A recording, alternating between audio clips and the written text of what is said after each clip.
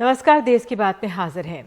CA कानून के जरिए देश भर से अवैध घुसपैठियों को देश से बाहर निकालने की बात करने वाली बीजेपी के उत्तरी मुंबई माइनॉरिटी सेल के अध्यक्ष बांग्लादेशी निकले हैं।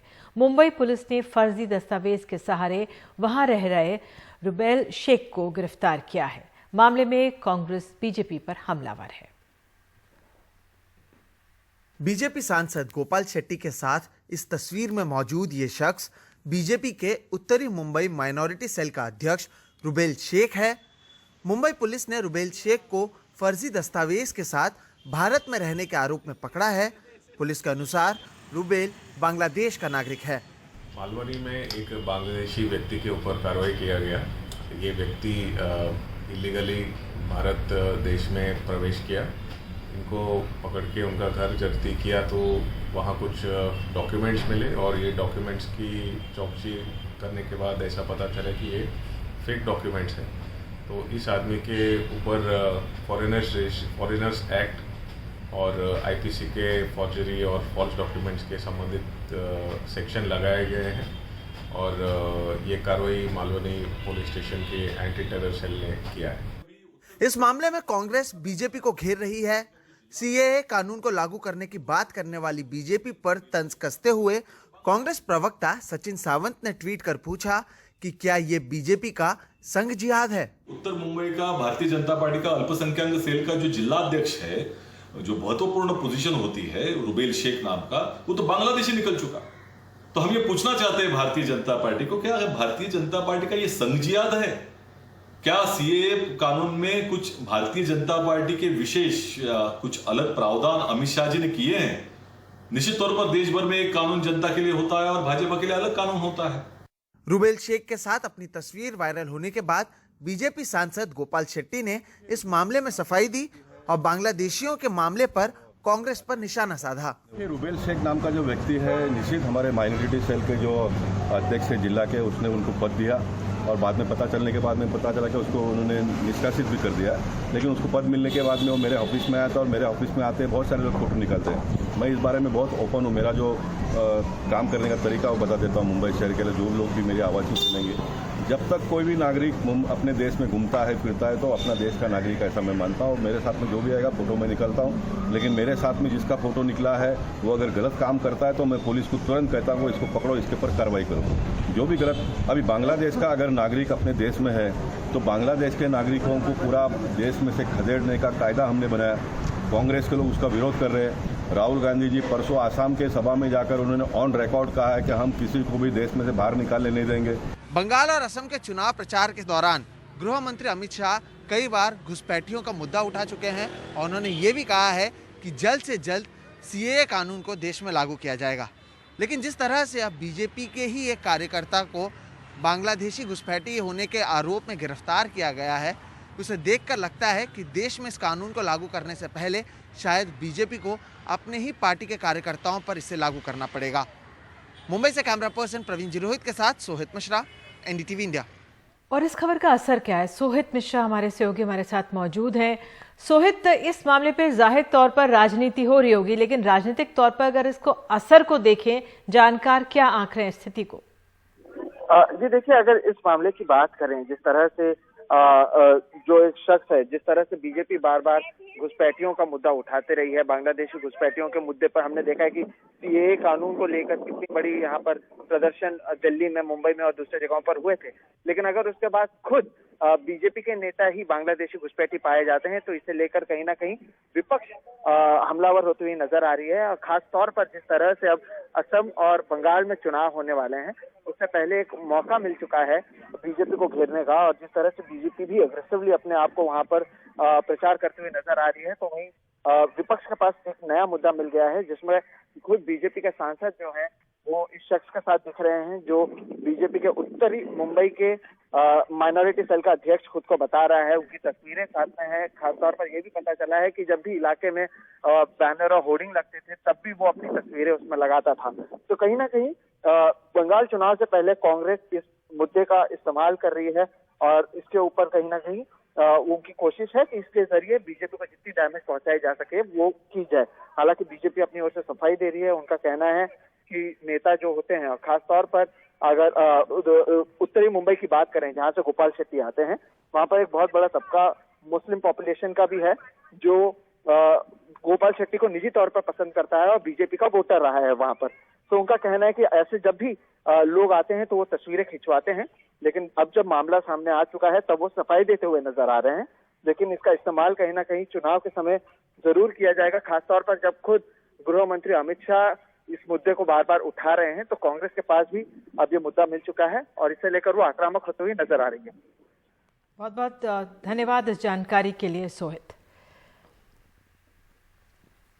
और अब रुक करते हैं हम पंजाब, माफ कीजिए पश्चिम बंगाल के चुनाव सामने हैं, वहां की राजनीति का। पश्चिम बंगाल बीजेपी युवा मोर्चा की महासचिव पामेला गोस्वामी को गिरफ्तार किया गया है। पामेला को कोकेन रखने के आरोप में गिरफ्तार किया गया।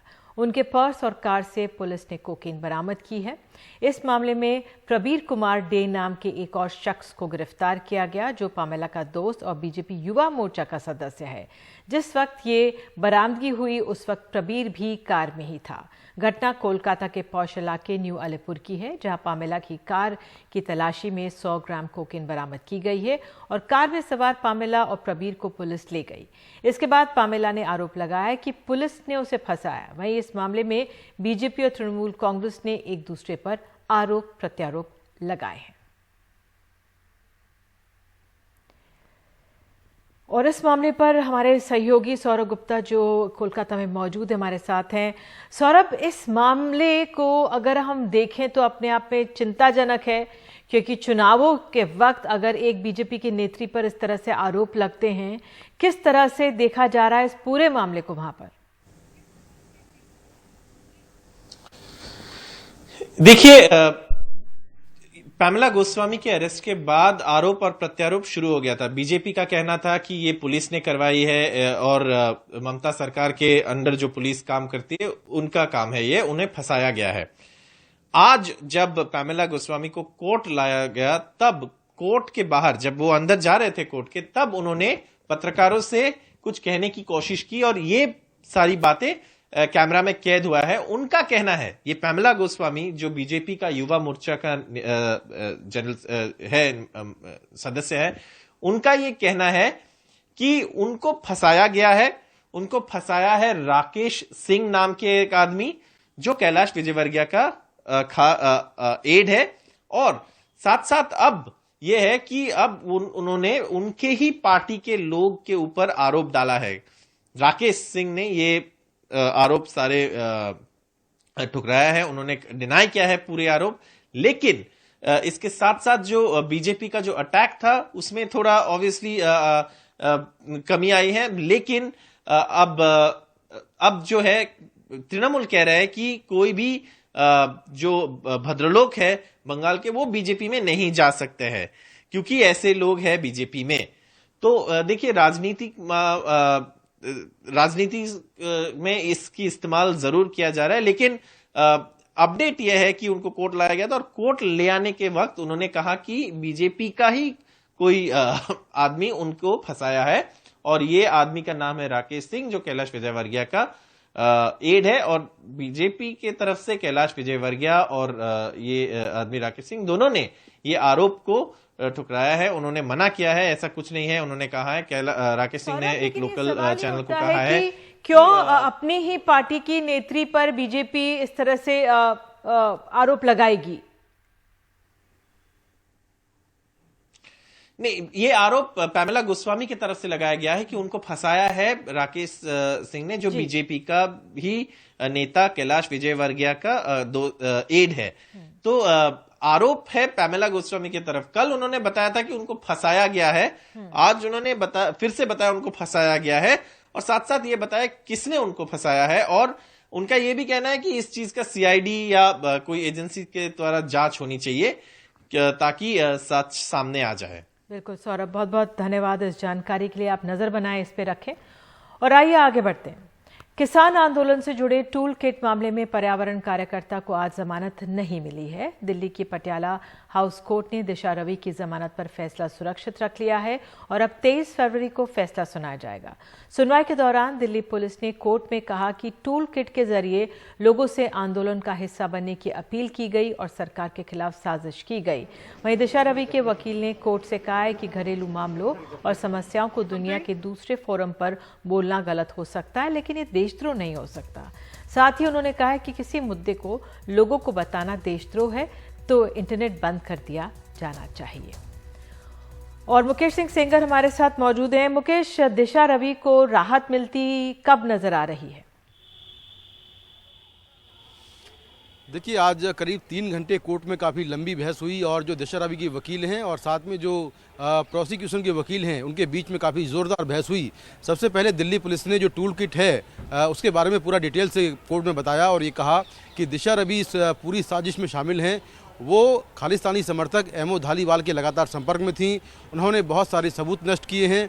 एक ग्रुप था जो इंटरनेशनल फार्मर स्ट्राइक, इस ग्रुप को दिशा रवि ने बनाया और बाद में डिलीट कर दिया। तो इस तरह से वो एक साजिश का हिस्सा हैं और उनको लगातार ये जानकारी थी कि वो क्या कुछ कर रही हैं। पुलिस ने ये भी कहा कि जो ये पूरा ग्रुप बनाकर और जो टूल किट बनाकर एक तरह का ऐसा माहौल क्रिएट कर दिया गया जिससे कि दिल्ली में हिंसा हो पाए। लेकिन इसके बाद कोर्ट ने कम से कम 3-4 बार ये दिल्ली पुलिस से पूछा कि क्या दिशा रवि का 26 जनवरी की हिंसा से कोई लिंक मिला है, क्या कोई ऐसे एविडेंस मिले हैं जिससे साबित हो कि दिशा रवि का जो पूरा मूवमेंट था, जो पूरा टूल किट का मामला है, उसका लिंक 26 तारीख की हिंसा से है या कोई ऐसा आरोपी पकड़ा गया है जिसने दिशा रवि के नाम बताया है।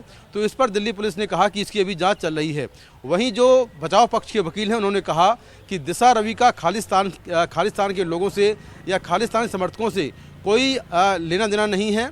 वो केवल एक नेक काम के लिए इस जूम मीटिंग में शामिल हुई थी और वो अहमद धालीवाल को नहीं जानती हैं कि वो खालिस्तानी समर्थक है।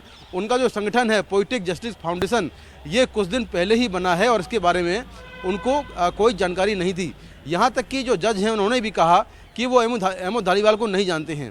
तो कुल मिलाकर काफ़ी लंबी बहस हुई और दिशा रवि के वकीलों ने कोर्ट में ये भी कहा कि चाय की बुराई करना क्या देशद्रोह होता है और क्या टूल किट में कोई ऑफेंसिव चीज़ थी जिससे कि ये साबित हो कि ये देशद्रोह का मामला है। दिशा रवि के वकीलों ने कोर्ट में ये भी कहा कि अपनी बात को किसी बड़े प्लेटफॉर्म पर रखना या कुछ लोगों को बताना ये देशद्रोह नहीं है। तो कुल मिलाकर दोनों पक्षों की ओर से काफ़ी ज़ोरदार बहस हुई और कोर्ट ने ये फैसला जो है अब 23 फरवरी के लिए सुरक्षित रख लिया है। यानी 23 फरवरी को कोर्ट दिशा रवि की बेल पर फैसला सुनाएगा। लेकिन जो आज की बहस हुई, मैं 3 घंटे कोर्ट में ही था, बहस में ऐसा लगा कि दिशा रवि की जो दलीलें हैं वो पुलिस की दलीलों पर हावी हैं और हालांकि हमें देखना होगा कि कोर्ट क्या कुछ फैसला देता है। बिल्कुल, बहुत बहुत धन्यवाद आपका इस जानकारी के लिए। भारत और चीन के बीच सीमा विवाद को लेकर कोर कमांडर स्तर की बातचीत चल रही है। ये बातचीत मोल्डो में हो रही है। बातचीत का मुख्य एजेंडा भोगरा, हॉट स्प्रिंग और दिप्सांग है और पैंगोंग लेक के पास से पीछे हटने की प्रक्रिया पूरी होने के 48 घंटे में दोनों देशों के बीच बातचीत होना तय हुआ था। इससे पहले कल चीन ने बताया था कि पिछले साल 15 जून को गलवान घाटी में भारतीय सैनिकों के साथ हुई हिंसक झड़प में उसके सैनिक मारे गए थे। उसने पहली बार बताया था कि इस झड़प में चीन के 4 सैनिक मारे गए। और इस बातचीत पर हमारे साथ हमारे सहयोगी राजीव रंजन मौजूद हैं। राजीव, जो कोर कमांडर्स की बैठक चल रही है, इसमें क्या निकलकर सामने आ रहा है? देखिए, अभी तक इस बारे में कोई जानकारी नहीं मिल पाई है। सुबह 10 बजे से जो चीन का जो इलाका है मोल्डो, चुशुल के दूसरी तरफ है और सबसे बड़ी बात है कि जो बैठक हो रही है चीन के अनुरोध पर बैठक हो रही है। दोनों देशों को कोर कमांडर के लेवल बातचीत है और सबसे अहम बातचीत है कि अब जब पैंगोंग लेक में 9 महीने के बाद जो डिसएंगेजमेंट की प्रक्रिया जो पूरी हो गई है, दोनों देशों के बीच जो समझौता हुआ था, इसके मुताबिक चीन की सेना फिंगर 8 के पीछे चली गई है और भारतीय सेना जो धन सिंह पोस्ट है फिंगर 3 के पास वहां चली गई है। अब अगला जो पड़ाव होने वाला है, जिस पर बातचीत हो रही है, वो हॉट स्प्रिंग और गोगरा, इन दोनों के मोटे तौर पर हो सकता है कि जल्द सहमति बन जाए और दोनों देशों की सेनाएं जो यहाँ पर जो आगे बढ़ी है उससे पीछे हट जाए। जो अगला जो सबसे बड़ा जो एक कह सकते हैं कि जिस पर ज्यादा पेच फंसेगा वो देप्सांग का मुद्दा है कि जहां पर चीनी सेना जो है वो भारतीय सेना को पेट्रोलिंग करने के लिए रोक रही है।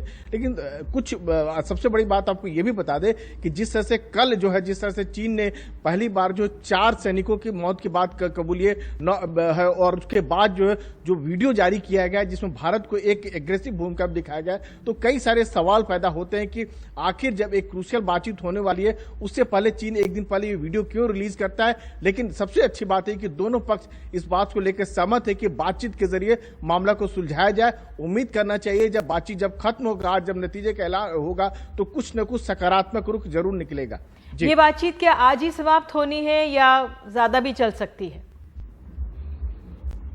देखिए, अभी तक जो जानकारी मिल पाई है, आज जो है शाम तक या देर रात तक जो है बातचीत खत्म हो जाएगी और बातचीत के बाद दोनों पक्षों की ओर से एक लिखित बयान जारी किया जाएगा कि आखिर इस बातचीत की प्रक्रिया क्या जारी रहा। लेकिन जो हमारे सूत्र बता रहे कि इतना जल्द जो है चीन मानने वाला नहीं है। 9 महीने बाद वो पेंगोंग त्सो से पीछे हटा है। पहली बार आपको ध्यान में होगा कि इतिहास में पहली बार ऐसा देखने में आया है कि चीन की जो सेना है वो पीछे लौटते हुए नजर आई है। न केवल चीन की सेना पीछे लौटती हुई नजर आई है बल्कि टैंक भी पीछे लौटते हुए नजर आए हैं। उसने खुद बंकर जो है, तो इससे कई सारी चीजें हैं और इससे कहीं न कहीं जो चीन की जो इंटरनल जो पॉलिटिक्स है उस पर भी ध्यान देना होगा कि कहीं न कहीं उसे अपने लोगों को एड्रेस करना है और अंतर्राष्ट्रीय स्तर पर जो दबाव पड़ा है उसको भी देखना होगा। तो कुल मिलाजुलाकर उम्मीद की जानी चाहिए कि चीन जो अपना जो एक एग्रेसिव रवैया उसको छोड़ेगा और फिर से वो पीछे हटेगा। कहीं न कहीं ये बात उसे लग रही है कि भारत के साथ अगर रिश्ते सुधारना है तो जरूरी ये है कि जो बॉर्डर पर जो आगे बढ़ा हुआ है, जो हालात जो उसने खराब किए हुए हैं, उस हालात को बेहतर करे। बहुत बहुत धन्यवाद। मुजफ्फरनगर की किसान महापंचायत में कांग्रेस महासचिव प्रियंका गांधी ने प्रधानमंत्री मोदी पर जमकर हमला बोला है। उन्होंने कहा है कि अपने हक की लड़ाई लड़ रहे किसानों को प्रताड़ित किया गया और मारा पीटा गया। उन्होंने कहा है कि गन्ना किसानों के भुगतान के लिए सरकार के पास पैसे नहीं है, जबकि 16,000 करोड़ रुपए के 2 विमान खरीदने के लिए पैसे हैं। साथ ही उन्होंने कहा कि कृषि कानूनों को लक्ष्य सरकारी मंडियों को और न्यूनतम समर्थन मूल्य को खत्म करना है।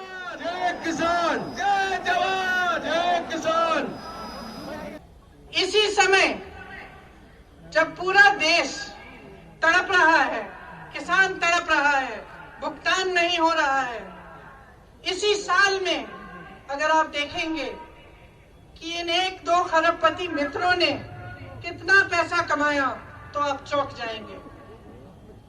हजारों करोड़ कमाया है और आप सड़क पे बैठे हुए अपने हक के लिए इस देश का अन्नदाता है, इस देश को जीवित करता है।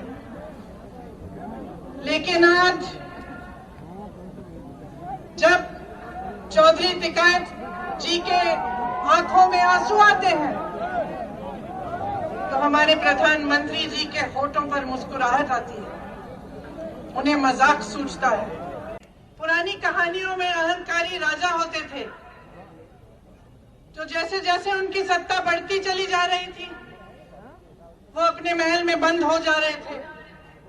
लोग उनके सामने सच्चाई कहने से डरने लगे, उनके सामने गिड़गिड़ाने लगे, उनका अहंकार बढ़ने लगा।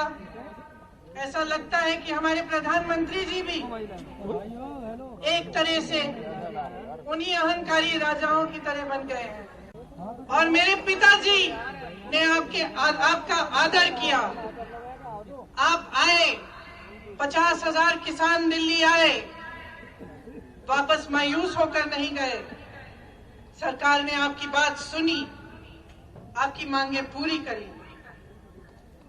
आज यहाँ खड़े होकर मैं आपसे कहना चाहती हूँ, आपने कहा कि आप खुददार लोग हैं, आप गद्दारी नहीं करेंगे मेरे साथ। मैं आपसे कहना चाहती हूँ कि मैं भी खुददार हूँ, मैं भी खुददार हूँ और मैं आपके साथ गद्दारी कभी नहीं कर सकती।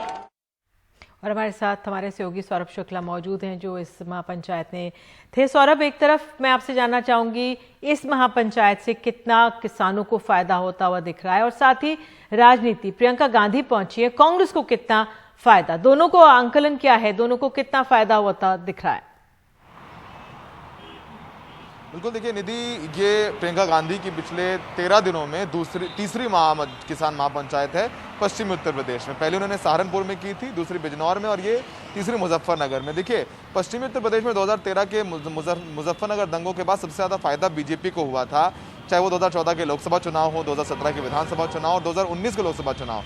बीजेपी ने बहुत ठीक ठाक यहाँ से समर्थन प्राप्त किया, यहाँ तक कि चौधरी अजीत सिंह और जयंत चौधरी को भी हार का सामना करना पड़ा था, जो कि मुजफ्फरनगर बागपतगढ़ है। लेकिन प्रियंका गांधी को पता है कि अगर कांग्रेस को अगले 2022 के विधानसभा चुनाव में वापसी करनी है तो किसानों का मुद्दा एक बड़ा मुद्दा है, और खासकर पश्चिमी उत्तर प्रदेश, क्योंकि चाहे आप देखेंगे निधि, मुजफ्फरनगर चौधरी चरण सिंह की भी कर्म भूमि रही है। बाबा टिकैत, जो महेंद्र सिंह टिकैत, जो इनके राकेश टिकैत के पिता हैं, वो भी सिसौली गांव से, जहां आज इनकी महापंचायत थी निधि, वहां से मात्र 6 किलोमीटर दूर सिसौली गांव है।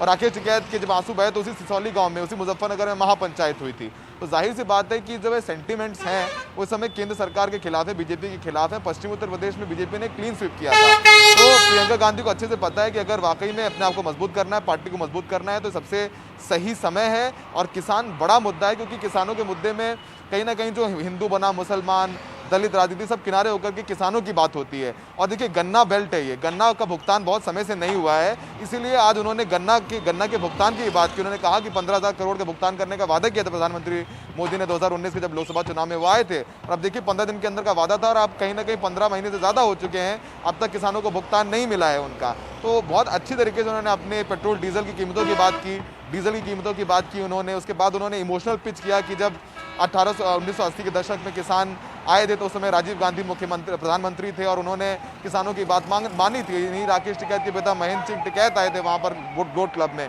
तो कहीं ना कहीं इमोशनल पिच कही। उन्होंने कहा कि कांग्रेस की सरकार किसानों की सुनती थी, बीजेपी सरकार किसानों की नहीं सुन रही है, और उन्होंने कहा कि मैं आपके पास वापस आती रहूंगी, मैं गद्दारी नहीं करूंगी। तो कहीं ना कहीं एक भावनात्मक अपील भी प्रियंका गांधी करके गई। और जाहिर सी बात है निधि, देखिए, इस समय माहौल बीजेपी के खिलाफ बन रहा है पश्चिमी उत्तर प्रदेश में, तमाम खापे भी खिलाफ हुई हैं। यही वजह है कि बीजेपी भी बैठक करके अपने जाट नेताओं से कह रही है कि आप खाप चौधरियों के पास जाइए, समझाइए जो महापंचायतें हो रही हैं। और ये कांग्रेस की महापंचायत थी, उधर जयंत चौधरी की महापंचायत चल रही है। तो विपक्षी पार्टियां, जो कि जिनको बीजेपी ने बिल्कुल कहा जाए धूल चटा दी थी पश्चिमी उत्तर प्रदेश में, इस किसान मुद्दे के जरिए अपनी खोई हुई राजनीतिक जमीन तलाशने की कोशिश कर रही है। और प्रियंका गांधी को पता है कि किसानों से अच्छा मुद्दा नहीं हो सकता, इसीलिए वो भी अपनी ताकत झोंके हुए हैं। निधि, बहुत बहुत धन्यवाद। सरकारी तेल कंपनियों की ओर से लगातार 12वें दिन पेट्रोल डीजल की कीमतों में बढ़ोतरी की गई है। आज पेट्रोल 39 पैसे और डीजल 37 पैसे प्रति लीटर महंगा हुआ। महानगरों में सबसे ज़्यादा मुंबई में कीमतें बढ़ी हैं। यहाँ पेट्रोल 97 रुपये तो डीजल 88 रुपये 6 पैसे प्रति लीटर है। वहीं दिल्ली में पेट्रोल 90 रुपये 59 पैसे और डीजल 80 रुपये 97 पैसे प्रति लीटर हो गया। इसके अलावा देश के कई शहरों में पेट्रोल 100 रुपये प्रति लीटर के पार हो गया है। और राहुल गांधी ने पेट्रोल डीजल की कीमतों पर केंद्र सरकार पर तंज कसा है। उन्होंने ट्वीट किया है, महंगाई का विकास।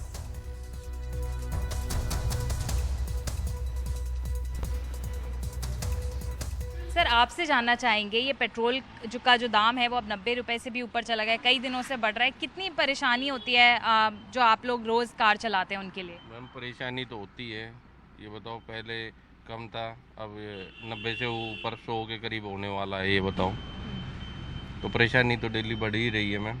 हर चीज़ की महंगाई है, बच्चों ने नौकरी है नहीं, किराएदारी है वो ख़त्म कर दी है, कहाँ से क्या करेंगे हैं? अब बताओ, पेट्रोल बताओ 100 रुपये कर दिए, आम आदमी कमाएगा क्या और खाएगा क्या है? कैसे बच्चों को पालेगा दिल्ली में रह के है? और कोविड के दौर में भी ऐसा कई लोगों ने बोला कि कोविड के दौर में वैसे ही लोगों की सैलरी और इन सब चीज़ों पे असर पड़ा, तो वैसे ही एक मुश्किल दौर रहा है। और अब महंगाई भी ऊपर से बढ़ रही है। हाँ, महंगाई तो बढ़ ही रही है हर चीज़ पे, क्या करें। देश की बात में इस खबर के साथ फिलहाल अभी के लिए इतना ही, लेकिन खबरों का सिलसिला NDTV इंडिया पर जारी रहेगा। नमस्कार।